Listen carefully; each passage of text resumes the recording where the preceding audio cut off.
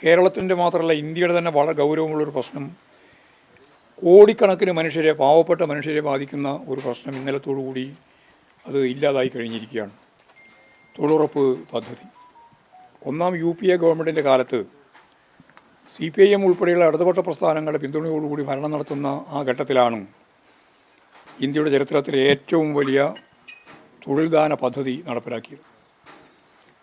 ദുർബലരായ പാവപ്പെട്ട പട്ടികജാതി, പട്ടികവർഗം, പിന്നോക്കം, അതുപോലെ തന്നെ സാമ്പത്തികമായി പിന്നോക്കം നിൽക്കുന്ന കോടിക്കണക്കിന് മനുഷ്യരുടെ ജീവിതം ഉറപ്പുവരുത്താൻ സാധിക്കുന്ന രീതിയിൽ, ദാരിദ്ര്യം അവസാനിപ്പിക്കാൻ ആ മേഖലയിൽ സാധിക്കത്തക്ക രീതിയിൽ ഒരിടപെടലായിരുന്നു അന്ന് വളരെ വ്യക്തമായ ഭരണഘടനാ ഭേദഗതിയിലൂടെ തൊഴിൽ അവകാശമായി പ്രഖ്യാപിച്ചുകൊണ്ട് ഈ പറയുന്ന പദ്ധതി നടപ്പിലാക്കിയത്. ഇപ്പോഴും കഴിഞ്ഞ 1-ാം തീയതിയോടുകൂടി ആ പദ്ധതി പൂർണ്ണമായിട്ടും ഇല്ലാതായി.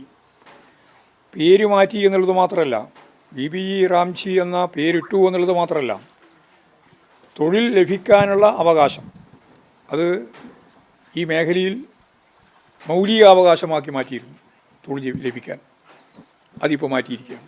തൊഴിൽ നേടാനുള്ള അധികാരം, അവകാശം അവരെ സംബന്ധിച്ചിടത്തോളം മുമ്പ് ഭരണഘടനാപരമായ മാറ്റത്തിലൂടെ മൗലികാവകാശം പോലെ കൈകാര്യം ചെയ്തിരുന്ന ഭാഗത്ത് ഈ ഗവൺമെൻറ് ആ കാര്യം പൂർണ്ണമായിട്ട് തൊഴിലവകാശം എന്നുള്ളത് എടുത്തു കളഞ്ഞിരിക്കുകയാണ്.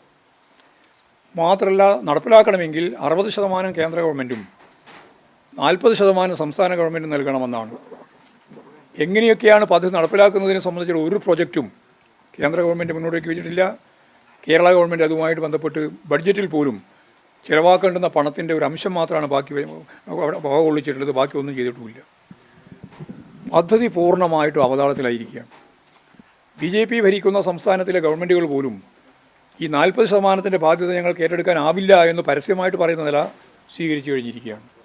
ചുരുക്കി പറഞ്ഞാൽ, ഇന്ത്യയിൽ അങ്ങോളം ഇങ്ങോളമുള്ള പാവപ്പെട്ട ജനങ്ങൾക്ക് RSSും BJPയും സംഘപരിവാർ വിഭാഗങ്ങളും കാണുന്നത് തന്നെ നികൃഷ്ടമായ രീതിയിൽ കാണുന്ന വിഭാഗം, അതാണ് ഇതിൻ്റെ പ്രധാനപ്പെട്ട ഒരു ഭാഗം.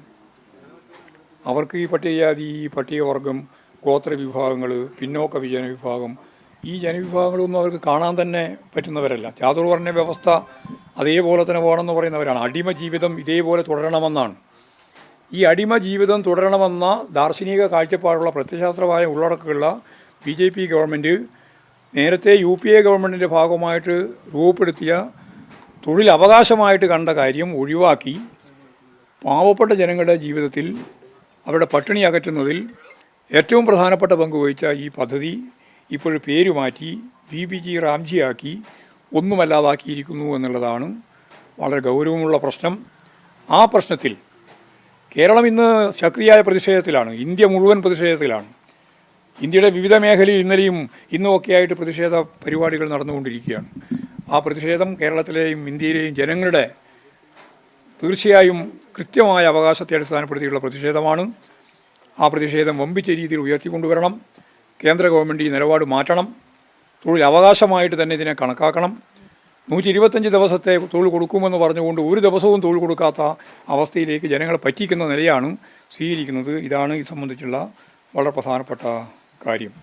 അപ്പോൾ തൊഴിലില്ലായ്മ ഏറ്റവും കൂടുതലുള്ള രാജ്യമായ ഇന്ത്യയിൽ ഈ ലക്ഷക്കണക്കിന് കോടിക്കണക്കിന് മനുഷ്യർക്ക് ലഭിക്കുന്ന വളരെ ചെറിയ തുച്ഛമായ വരുമാനമാണ് എങ്കിൽ പോലും ആ വരുമാനം പോലും ഇല്ലാതാവുന്ന അവസ്ഥയിലേക്കാണ് കേരളം മാറിക്കൊണ്ടിരിക്കുന്നത്, ഇന്ത്യ മാറിക്കൊണ്ടിരിക്കുന്നത്. ഏറ്റവും നന്നായിട്ട് നടത്തുന്ന സംസ്ഥാനം കേരളമാണ്. കേരളത്തിന് വലിയ തിരിച്ചടിയാണ് യഥാർത്ഥത്തിൽ ഇതിൻ്റെ ഭാഗമായിട്ടുള്ളത് എന്നുള്ള കാര്യം കൂടി ചൂണ്ടിക്കാണിക്കുകയാണ്. അപ്പോൾ BJPയുടെ ഈ കാഴ്ചപ്പാട്, അതിൻ്റെ ദർശനപരമായ കാഴ്ചപ്പാട്, ഈ ജനവിഭാഗങ്ങളെല്ലാം എപ്പോഴും ഇതേപോലെ ഈ അടിമതുല്യമായി ജീവിക്കുന്ന കാഴ്ച കാണണം എന്നാഗ്രഹിക്കുന്ന ആ ഒരു ദർശനത്തിൻ്റെയും പ്രത്യയശാസ്ത്രത്തിൻ്റെയും പിന്നിലാണ് ഈ രീതിയിൽ ദരിദ്രർക്കെതിരായി, പാവപ്പെട്ടവർക്കെതിരായി ഈ കടന്നാക്രമം ഉണ്ടായിട്ടുള്ളത് എന്ന കാര്യം കൂടി സൂചിപ്പിക്കാനാണ് ഞാൻ ഉദ്ദേശിക്കുന്നത്.